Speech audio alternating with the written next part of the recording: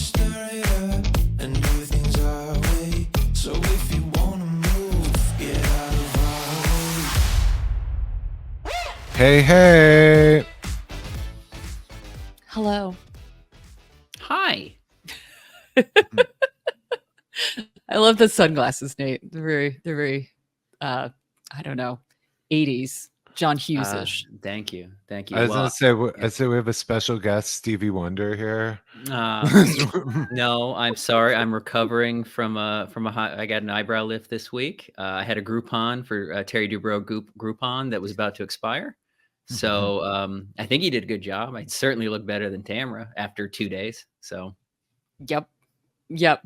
You know, like I've been honest about my plastic surgery, which is not much, but it's just been a little bit. But and I'm all about being honest about that stuff if you want to be, but I'm not all about putting everything out there on the internet, the recovery and stuff like that. It's a little gross. I'm like, I'm very squeamish and I don't like that kind of stuff. Like I can't watch Dr. Pimple Popper and I love before and after because I love plastic surgery, not the in between. But I have been glued to Tamra's journey. Maybe I'm taking notes for the future. I'm like, oh, she's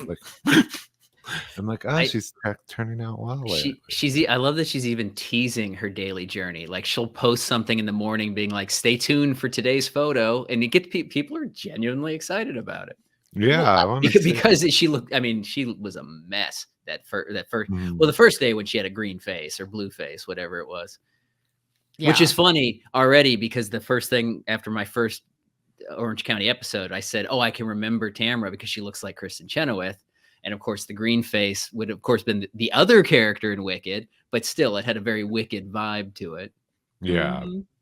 I mean, she's proving her daughter Sydney right that she just does everything for, the fame, the glamour, not the glamour, but the money, the attention. That's what she does. I was impressed that that one thing she posted where she was crying in response to, I guess, something Shannon said. And she was bawling and she was just very emotional. And I was like, wow, that is amazing. You can show that emotion 2 days removed from a brow lift. Like that's when her eyes couldn't move. Yeah. Honestly, I was kind of shocked. I mean, they didn't look like real tears, but the fact that she could even move her face that way I was kind of impressed. Well, this is the thing. Her mouth is moving. That's true. That's it. Like it's like one of those things. Like how do you know Tamra's lying? Her mouth is moving. How do you know she's acting? Her mouth is moving. That's what's happening. That's fair. She didn't have her mouth sewn shut, unfortunately. So there you go. Yeah, that would have been that would have been nice. She's been very nice to Don Gunvalson Twitter lately, so I am not going to say a word. You don't have to. It might be a reflection of who I am that she likes my stuff. It's not necessarily what am I saying that makes her agree? Not always great, but she's not the ally you want necessarily. I do say though, I mean, two things can be true at the same time. You know what I mean? Like what you said on Don Gunvalson can be true while also, Tamra can be an asshole. You know what I mean? Like, I put out there because Vicky's judging Tamra's situation with Sydney, and I was like, this coming from the mother who repeatedly chose a abusive cancer scammer over her daughter on national TV. So two things can be true at the same time. You don't have to necessarily take sides over it. But anyway, enjoy the spectacle. Go check it out. On a lighter note, I almost pulled an Emily last night after saying that for many years that I will always wash my face and never sleep in my makeup. Last night I went to a pre-Emmys party thrown by the TV Academy because yes, your girl is a member of the Television Academy, and my makeup looked really good. Like I had really good makeup and it stayed really good. And I had really good lashes on and everything. I took a bunch of pictures myself. I was like, save them, post them, tease them out during the year to use them when I feel better. But I was like, this would be so good to wear because we're recording tomorrow. And then I would actually have like real makeup on and stuff. And I was like, But I was like, I can't be a hypocrite, and I just can't do this. Also, like, I won't sleep well because I'll be thinking about my lashes all night. I was like, no, I get it, Emily. Though I get it. When your makeup looks that good, and you put in that much effort into it. I get it. So I'm not eating my words, but I've softened a bit. Yeah. So yeah, there's some contrition on my part. I guess we should get into this. We had so much this week.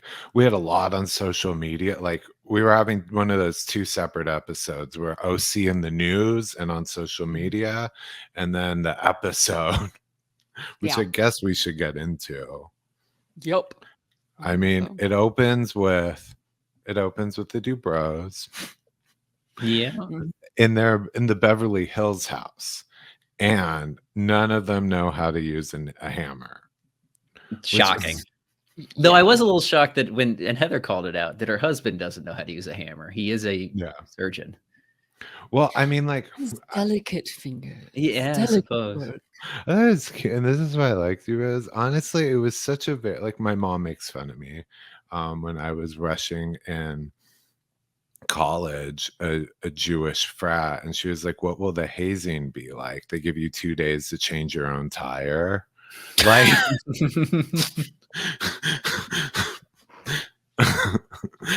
it's not our thing. We are not handy people. I guess if Terry Dubrow was an orthopedic surgeon, then I'd be more shocked. Do you know what I mean? Because he would get in there with a hammer and a chisel and like saws and he would know what he was doing. Yeah. I mean, like if I'm not great at that stuff, there's no way Dubrows are good at that. So it was funny for me watching. I was like, not a single one knows how to do a practical thing. And that's how it should be. True. I mean, with that level of wealth, exactly. Right. The way that Heather was complaining about the how she's racking up toll fees from traveling through to all their properties. It's such a rich person thing. Yeah. And then, of course, one last thing about their home, because we got 2. It flashed from the mansion over to the Century. Yeah. Oh God, I could watch a show just of the Dubrows going about there. It's wealth porn. Yeah, when they were at the house and it was just Terry and Heather talking, and they're talking about how horrible middle school was, and I was like, yes, thank God. Like more people. I appreciate that more people talk about how terrible middle school was. Like you could not pay me $1 billion to go back into middle school. I could redo high school, as torturous as that was, and that's even longer. That's 4 years, but I could not do 3 years of middle school. Fuck no. But when they're sitting there and the last thing is like, I love you, Heather Dubrow. I love you, Terry Dubrow. I love you, Heather Dubrow. And then they cut out his face, Terry's face, and then they superimpose it on a full moon and then put it onto a beach in the OC. I was like, I can't. What is this horrible 90s edit? I can't. What was going on here? I thought that was weird too. I was like, do they normally do this? That's a weird one. Honestly, not even an intern, not an assistant editor at this day and age, not a Gen Z assistant editor would pull a stunt like this. So this has to be a boomer editor who did this shit. Like, who the fuck did this? No, I liked it because I like to believe that they refer to each other lovingly by their full names. They're very proud of who they are. That's fine. It's just the whole moon thing. Like I was like, oh, is this your moon and your stars? Or your Khaleesi? when Heather was packing with the tissue paper, for this trip up, I was dying because when she left the show, I still needed my Dubrow fix because they are some of the flat, and she started a YouTube channel and I would watch things like her packing tutorials. They included, I knew the white tissue paper. Oh, so this has been a thing for, because what was that was it her assistant she was talking to when she was doing it? That the assistant seemed genuinely confused, like that they had never seen it before. Oh, I wanted to be like, well, this assistant doesn't know who you are then, because this has been on the show before. Oh, okay. Yeah. And like when she left, but she had finished that big mansion which they sold in Orange County, she had like kind of life in Chateau Dubrow, and it was made for me. mentally. And I watched her pack and I watched her organize. So brought me back to 2017. Is that something you still put on to fall asleep in hard times?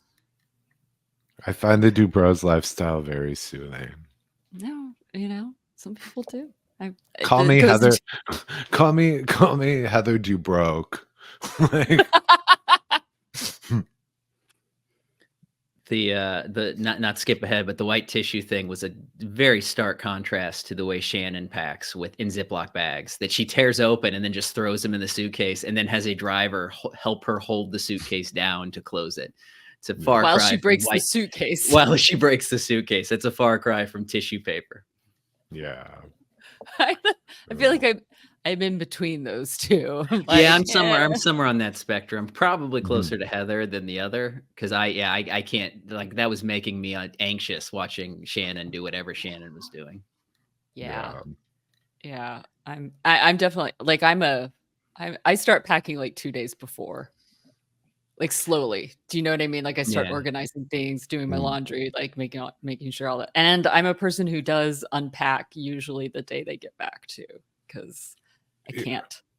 I throw laundry in the moment I get home to start it, but I do not unpack in hotels. Everything stays in the suitcase. No hanger. Yeah. Well, hangers, stuff gets hung up. Yeah. I don't know everything. Even shirts. Yeah. Yeah. I'll iron before I go out, but okay. everything just stays in. I don't want to fucking iron. Fuck no. Hence the tissue paper. Yeah. Anyway. Yeah. And then poor Jen had to like miss part of it because she had a court appearance, for her divorce. And I when I watched it the first time, but the first thought in my head was just like, cause she's like, divorce is hell. And when she's talking with Katie about it, and I was like, you know how you can avoid this? Just never get married. Don't get married. You don't have to get divorced. It's great. It's awesome. Like, what's so great about marriage? The alimony that comes after. Have you not watched it? Well, I mean, in Jen's case, there hardly any. Yeah. Not everybody is as lucky as Alexis Bellino, to be honest. I mean, look, Shannon didn't get as good of a deal either. Like when she got divorced, and there's some listeners that we have who I think it's Amy Seeks the Truth and Wasting Time with Bravo. They both in our stuff were talking about how either friends of theirs or they themselves have been screwed over. They're like, why did I get remarried? Or why did I get married? Like, no, they're just talking. So, but yeah, I was just like, yeah, that's like childless cat lady. Love it. Not everybody makes out like a bandit, like my Georgia Peach. She knew what to do. She knew what to do. As I say, I run an online course as an unmarried man for divorcees. It's called Lee Radswell. And I give out tips on how to successfully screw people over for alimony. Oh my God.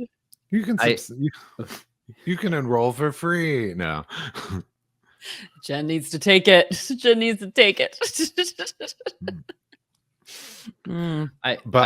I've decided. Oh, I'm sorry, didn't mean to interrupt. But I know Tamra's the big villain, and everybody talks about how she's a big villain. And the last few weeks, I've seen that she's a big villain. But so far, nobody makes me as viscerally angry as Alexis anytime she's on screen. The only other person who does, and I don't mean to cross our episodes here, is Camille Grammer. The only other person who, when I see them on screen, I'm like, God damn it! Oh, I have to deal with this person. I did like, though, so this became a big thing for us on social media too, which was we get into John Jansen's Ferragamo shoes. I guess so. Shannon, he was out and about. So I went back to the party that they're referencing. This scene would have been filmed March 15th of this year, because the party in the picture they're referencing, where Alexis and John went to an Oscars party the night before in LA. It was March 14th, DirecTV at Spago. So this was filmed the Ides of March. And I guess in the picture that was it's on like Getty Images and stuff. I tracked it down. John Janssen's wearing Ferragamo driving shoes that Shannon bought him when they were together. I thought they're that not whole even thing. dress shoes. I thought that was blown. I mean, they even said it in the show that like Shannon kind of just said it under her breath. She wasn't making a huge deal out of it. And to be honest, okay, if I was dating somebody, or if it reversed and it was me, if they didn't know how to dress and I was constantly like buying nice things for them so they looked better, and then I saw them on a carpet with a new person, I'd probably be like, I bought them that. Like, that's all Shannon did. She wasn't making a huge deal out of it. Exactly. Plus, if you've been dating them for 4 years and you only broke up with them 6 months ago, and they were wearing those shoes, and they were like out and about, and they were also, as it goes through this entire episode, being hypocritical of accusing you of dragging their name through the mud, of bringing them up publicly, of, ruining their lives in a public fashion. And then they go to a public event where they're claiming it's their like big relationship reveal, red carpet reveal, yada, yada, yada. And it's like, excuse me? What? I mean, the amount of hypocrisy with Alexis Bellino and John Janssen and against Shannon is absolutely ridiculous. I mean, their pot overfloweth. It just does. It's where it gets amazing with these Ferragamo shoes is, I pointed it out online. I was like, these shoes. And then I clicked for me and I went back. So this was filmed March 15th and they got engaged, last week or a couple weeks ago? We're talking August. This whole Ferragamo fight has played out and they know it. John went on to propose to Alexis wearing those Ferragamo shoes. He hasn't let them go, and he did it knowing it triggers Shannon. So now he made that special moment again. So yeah, like, the let's not go off was just peeking out. I was like, let's not go off of what John Janssen says. Let's go off of what John Janssen does. His actions say a lot more than what even little he says. Like he just speaks volumes. It's always about people's actions. Come on. And oh my God. In Alexis's case, you'd think that especially since she already knew that this was an issue, because like you said, they filmed it back in March, you'd think that she'd be like, maybe you shouldn't be wearing something your ex-girlfriend got you. But no, she wants him to, because she just wants to put that knife in deeper in Shannon. Once again, a highlight of this whole scenario for me was Heather Dubrow in her confessional, Googling the price of them to determine how important this issue was. That was a great cutaway to that confessional. She's like, they were on sale, not that expensive. She's like, $350, $470. Yeah. Her kids' diapers cost more than that. Just because, again, like I said, everything Alexis does, it bothers me. But even before they actually got on the plane, when Heather and Alexis are in the car and Heather is inviting Alexis to this trip to Sonoma, when Heather says like, oh, Shannon will be there, and Alexis gives this big sigh and is like, oh, why is she going to be there? And it's like, actually, Alexis, she's a housewife. You're not. You're not. You're inexplicably in every episode, but you are not a housewife. So you don't get to be upset when somebody else who actually is on the show gets invited to places. Yeah. Well, this is my thing. Like, watching this episode is like, I've now resigned my fact of like, I'm going to try not to get too hateful or upset at Alexis anymore, because I am reconciled to the fact that Alexis will always be a vessel, truly a vessel, both physically, emotionally, and mentally and psychologically, for the men that she is with. She has nothing within her in which to truly grab onto, except for, I think, maybe her children. Like, I think that she has a little bit more of an emotional core when it comes to her children. That's about it. Everything else revolves around the man that she's with. So because she takes on Johnnie J's anger. Like she takes that on. That's not really her anger, because even like a little bit later when they're doing the wine tasting with Jen, Tamra, and Heather, she admits that she was just like, why don't you just like take whatever she offers you? Why don't you just like drop this lawsuit? And he's like, no. So she goes ahead because he's gonna hold firm. She's just gonna pick it up too, and she's just gonna go along with it. So no, like she doesn't have, this fight is not her fight. She fights everybody else's fight. She doesn't know what her fight is unless it's just for her children. Well, she even said, one of her lines in it was, "It's not my fight, but he's my man." So exactly. And the ironic thing too is that she's also telling Shannon to find something new to focus on. That's what I was gonna say, is that I don't remember if she said that on the plane or if that was part of her confessional, but it was part of that Ferragamo conversation when she is under the impression that Shannon is constantly bringing up John, when again, Shannon muttered something under her breath. And when Alexis has the gall to say, what, you find a new thing to focus on, when 9 episodes in, that's all Alexis focus on. That's the only thing she focuses on. You said about her kids. I've watched 9 episodes of this show. Her kids have barely been brought up at all. True. It's just John and Shannon. That's all. I thought about that when she was driving with Heather and Heather was inviting her to that event up north. She's talking about her kids and stuff, and this is like 30 seconds. She's chosen to make the whole season about John, which is wasting her shot, because my theory is that this engagement is to secure her next season full-time salary, full-time position, and she's not showing enough of herself. She's very one note.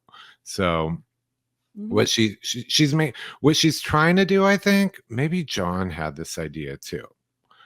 They're trying to go for a Scandoval, in my opinion. They're trying to secure a Scandoval style scandal. You have the ex, and you have the scorned ex. You have, I guess Shannon would be Ariana, Alexis. Alexis makes a good Raquel because she's kind of dumb and evil. Can't read a room. And then you have John Janssen, like Tom, suing his ex for damages. So I think that's what they're going for. But it's backfiring. Because I'm sorry I bring it up every week, how I don't really have a frame of reference for all these characters. But like, if just this season, Shannon, not a victim, but she is a very sympathetic character. Like this episode specifically, you're like, oh man, I feel bad for her. So this is just totally backfiring. Yeah, maybe Alexis is trying to get back on the show, but this is not helping her. Yeah. It's just making, and Shannon's not a victim. The DUI was horrible. I want to talk about that for a minute, because I do see some of their patience or sympathy is waning a little bit for Shannon. And I agree, because what frustrates me is the coddling of her. You're not allowed to bring up anything. And that's where I'm like, it's almost like it's beyond it's almost like people feel John Janssen drove her car into that house for her. I'm like, okay, she's not a baby. She is a 60-year-old woman who went to law school. Like, did you really? I didn't know that. She dropped out, but I think she did her first year or two. Okay. Something. So I mean, like, it's just the extreme coddling. And I do see, like, in their confessionals, they're beginning to be like, well, every time she does order a lot of drinks. And it's, yes, you could argue she's not driving, and that's her argument. And Tamra's the only one who's actually flat out called her out. But then Gina in her confessional's like, maybe you really, Gina's like, I don't drink anymore. Maybe maybe just don't drink at lunch. I was very much on Gina's side with that, because I was like, yeah, you're in a place, actually, at least with those women, where you're supported. And it would, and honestly, it would be kind of nice for you to not order it and stick it to Tamra too, and just be able to be like, look, I can be a fucking wine country and not drink, you asshole. Like, but I think she thinks that if she doesn't drink, that she's giving in to Tamra and giving Tamra what she wants. So there's like a little bit of a war of wills there. But I agree. I was like, why? But like we said in previous episodes, she has to come to that in her own time, at her own place. But I think that does exacerbate her emotions. I also want to say this. She's also probably like a menopausal, if not postmenopausal woman. And none of us have been in that era of our lives. And two of us will never be in that era of our lives. So like, there's a lot. Also, like her children, all are gone. She truly is alone, which brings up one thing, and I'm going to skip ahead, but it just kind of, this whole episode was all over the place because it kind of confused me, because Tamra brings up at the wine tasting about this whole like Instagram thing of Shannon being seen at R&D Kitchen in Orange County, sitting at a bar alone drinking. And but the thing is, and she's just doing it so dramatic in front of these three women. But then it cuts to her talking about it in the car with Shannon and the other two women. And she's like, oh yeah, like they're saying that you did this and da-da-da, and like acting all concerned for Shannon. And I was like, A, you are an asshole. Like you're playing it two different sides, like playing it up in two different ways. But B, okay, I used to work at a sister restaurant to R&D Kitchen, South Beverly Grill in Beverly Hills. And also being a server, being a waiter, lots of people sit at bars and don't order drinks by themselves. And lots of people, like Tony Goldwyn, who played Fitz, President Fitz from Scandal, used to come into South Beverly Grill all the time to have dinner alone. The man is married too. And God, he's so fine in person. But he, one of the nicest people in the world, and would come and he would sit by himself and have dinner. Lots of people have dinner. Lots of people know how to do this by themselves. But I found it also to be, in my opinion, a very much like anti-single woman thing. How dare a single woman be sitting by herself at a bar alone, and she's got to be sad, she's got to be lonely, she's got to be drunk. Like this is the type of thing that is normally, but we're talking about Shannon. And we are talking about Shannon. I do think she was drinking. She did that pause where she goes, I had a, she pauses, looks up. How does it help her to shame her in that? To single shame her, that you've got that, oh my God, she's out like drinking alone, doing all this. What they were saying is that when that's the way I understood it, when the pictures spread from that day, from the night before, something about Alexis and John was in the news, and then that at that same time someone spotted her at a bar, at the mall bar or whatever, drinking, and then she denied drinking, and her body language was that lie where she goes, no, it's more about her, for me, hiding the alcohol and being in denial. Didn't they say that she was, am I imagining this, that she was like sitting there reading a book? Am I making that up? So I honestly, think she was reading a book. I think they said they saw her. There was a huge Twitter thing about, can single women read a book in a bar? Oh, maybe that's where I'm confusing it. Because honestly, it'd be one thing to see a person by themselves just sitting there drinking.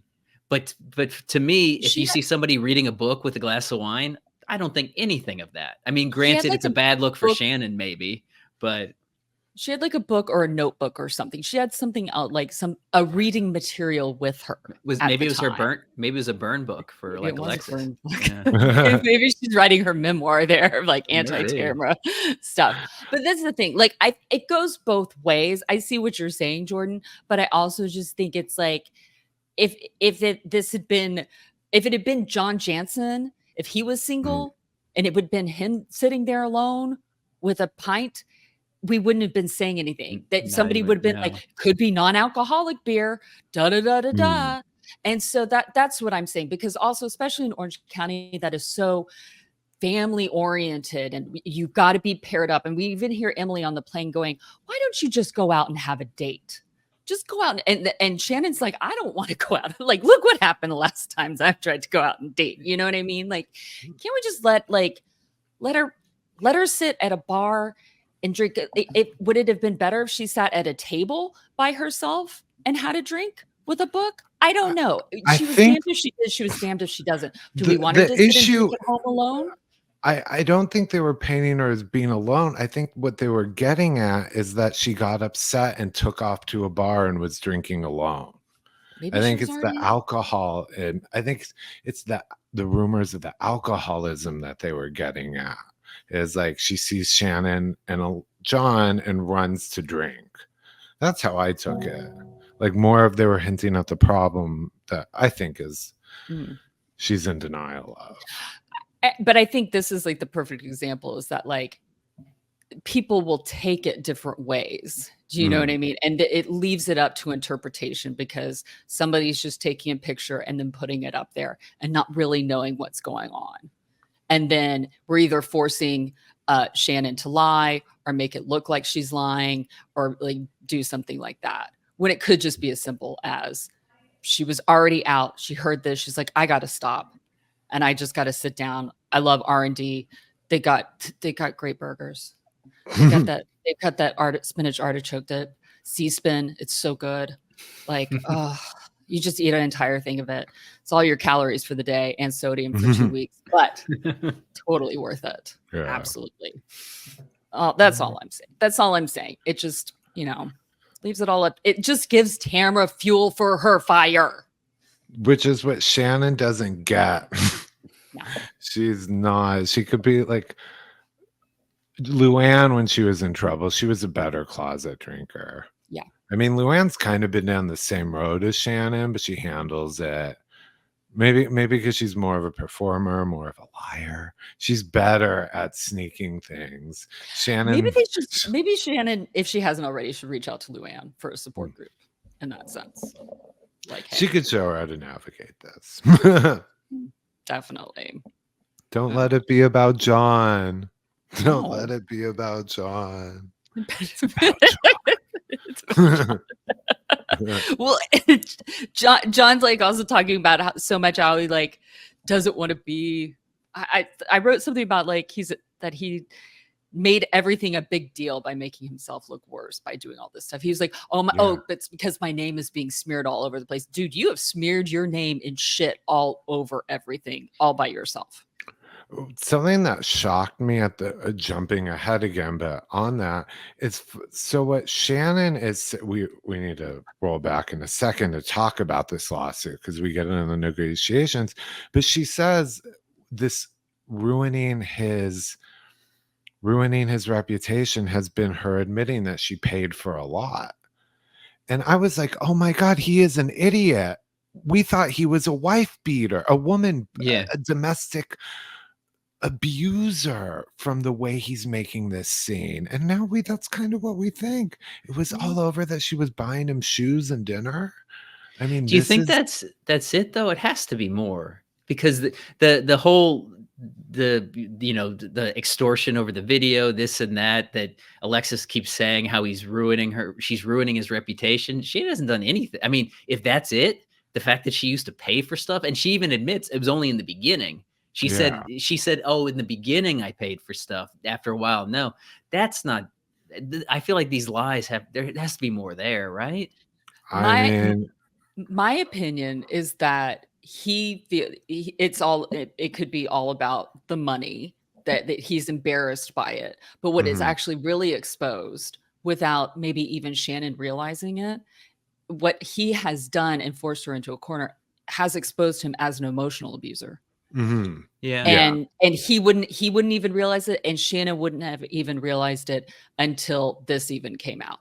But I think all the rest of us are kind of seeing like this is a form of like emotional and financial abuse. Yeah. So you weren't married, but this is like a divorce that you are going through right now, the way he is treating you financially. He's like punishing you.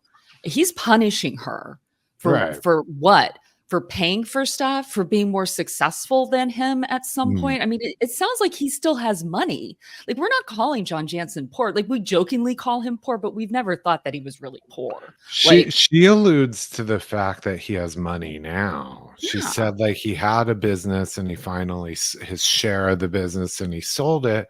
So she was like, well, if he needs, why is he coming after me? Like he has money, like something like so. I don't get it. I don't get it. And everybody's using extortion in this episode. I was gonna say if That's going to make your reputation a whole lot worse. The fact that everybody's seeing you extorting your ex-girlfriend, that's way worse than being accused of mooching. Look, Alexis earlier was asking Katie if she had any bear spray. And I was like, girl, haven't you heard?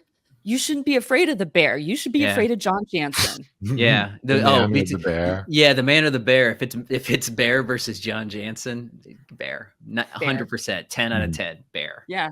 Bear won't take my money. You know that something on that note though is I do agree with Emily's advice at the time. Pay him off.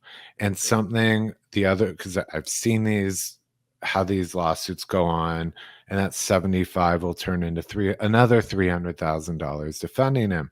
But the other thing is, so she made an offer for half in this episode, she reveals, and he rejected it. So that would have been about $37,500.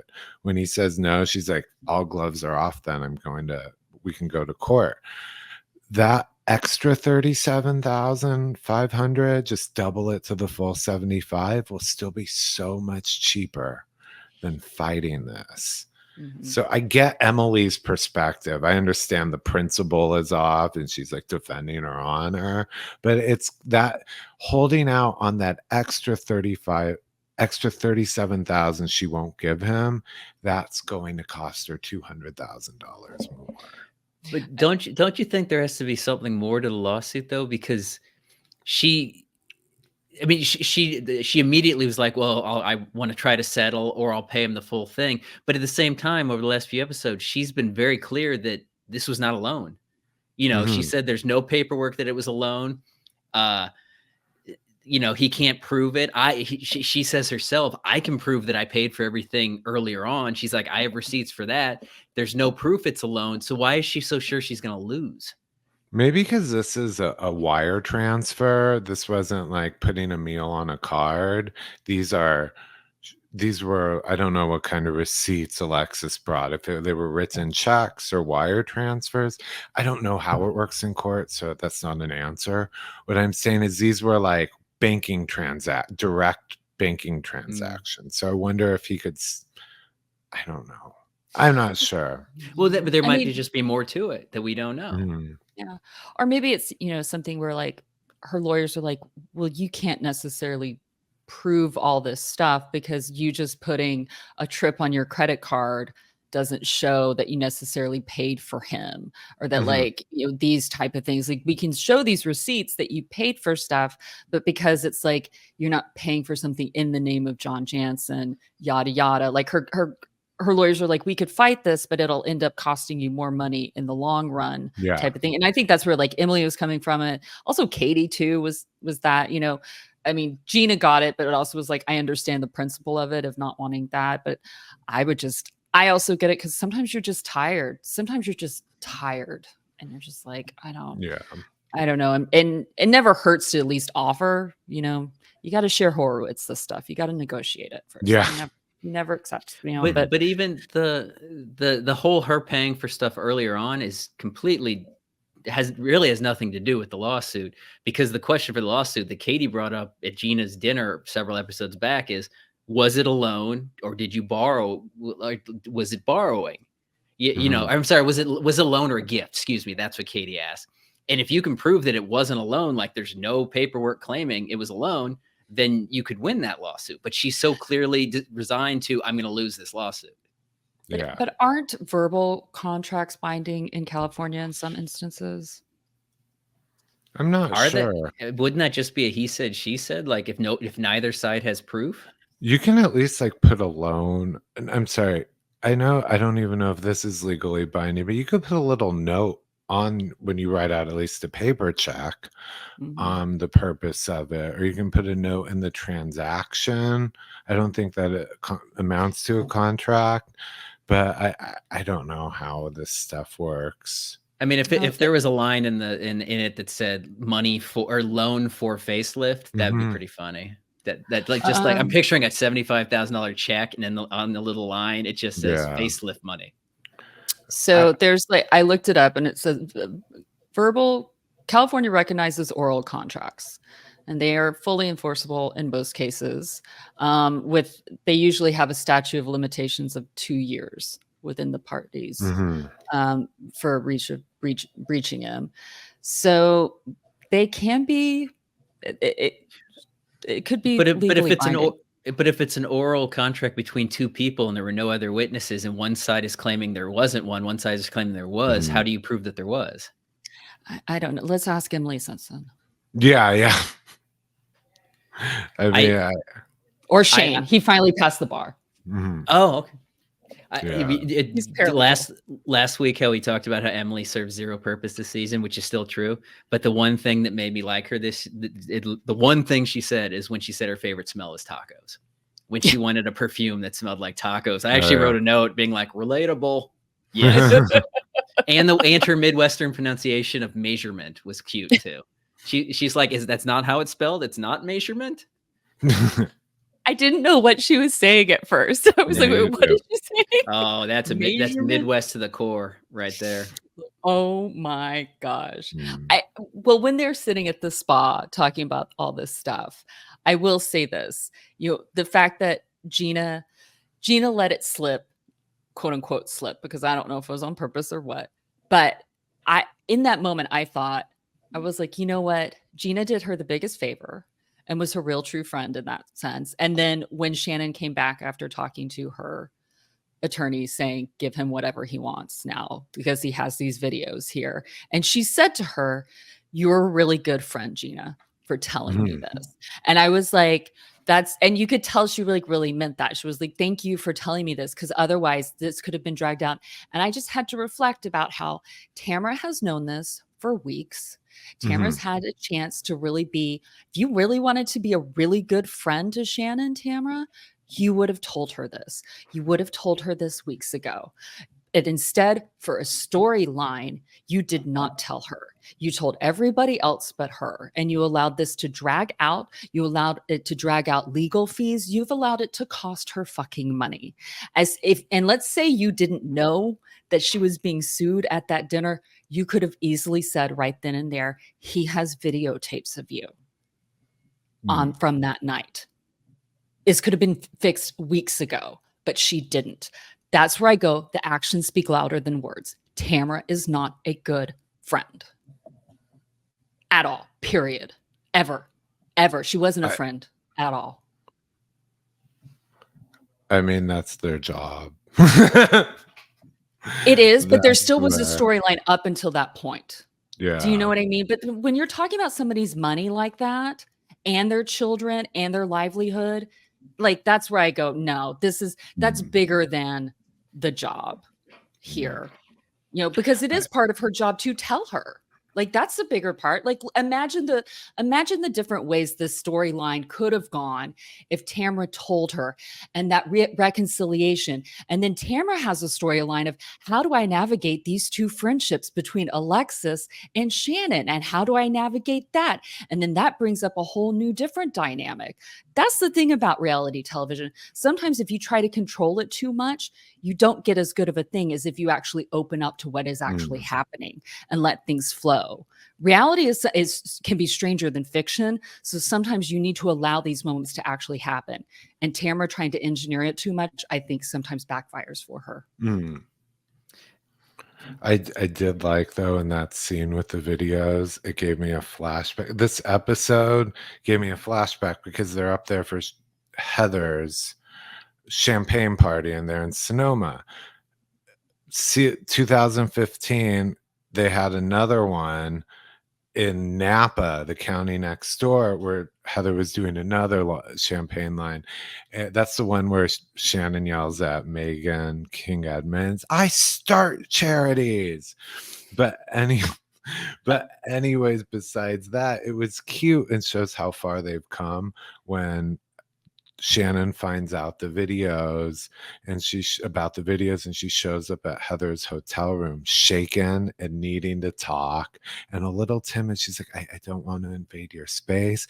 And it was literally a flashback to, we are done. Please leave. Except Heather welcomed her and comforted her. But it was the exact same scenario. totally. She's shaking and distraught over a man. And so it's cute. Shannon was a little more timid. She learned her lesson with Heather's boundaries, and Heather welcomed her to comfort her. During that conversation, when Shannon said, I have a good friend who called me and asked about like how long after I like hit, like why, basically like, why didn't, isn't it funny that John Janssen didn't like come over and like see all this commotion? The way that she phrased it, I was like, you want to bet that good friend was Jeff Lewis? Oh. Because literally the way that she said it, I was like, that's the way Jeff Lewis talks. And they are best friends. Like they're best friends going back like, almost like 35 years or so since their days at USC. So like, I was like, Jeff Lewis would ask that question. Jeff Lewis would definitely do that. I bet like my spidey senses say that I'm 90% correct. So I want Jeff Lewis to say, yes, that was me. Or no, it's not. And I want to go, okay, fuck, well, or him go, no, it wasn't me, but I should have asked that question. Oh, I have one more question though, but it's for you, Jordan. Alexis was carrying a Birkin, but I don't think it's a real Birkin because the leather doesn't look right. Oh yeah, I saw it's a giant Birkin too, which those are like, I don't know if she has a $40,000 bag. That would have been like 40 grand. I thought about it. Because Heather had a similar one, like a really large Birkin, but that leather looked correct. Heather would never. My queen Heather would. Yeah, but Alexis's, I was like, that leather doesn't look right to me. It's too floppy. And I caught those boots she was wearing were like Louboutins. She's still stuck in like another era of Housewives. I saw those red red soles. Yep. Oh. Yep. Well, on that note, you know how you guys could help us afford real Birkins? We can. The best way to support PCP doesn't even cost you anything. All you have to do, make sure to rate, review, subscribe, and follow. We are Pretty Corrupt Podcast on Instagram and TikTok. We are at Pretty Corrupt 1 on Twitter, and we're also on YouTube now. Remember, we're trying to get to 500 subscribers by Halloween. We're actually very close already, but you never know. So go on YouTube, subscribe, and also I'm going to start doing some PCP/Bravo Bitch Fast collabs about astrology with Bravo celebrities. So make sure you are subscribed. So when those episodes drop, starting sometimes this month, you are getting them. There'll be some bonus episodes. So yeah, make sure you're there. Adios.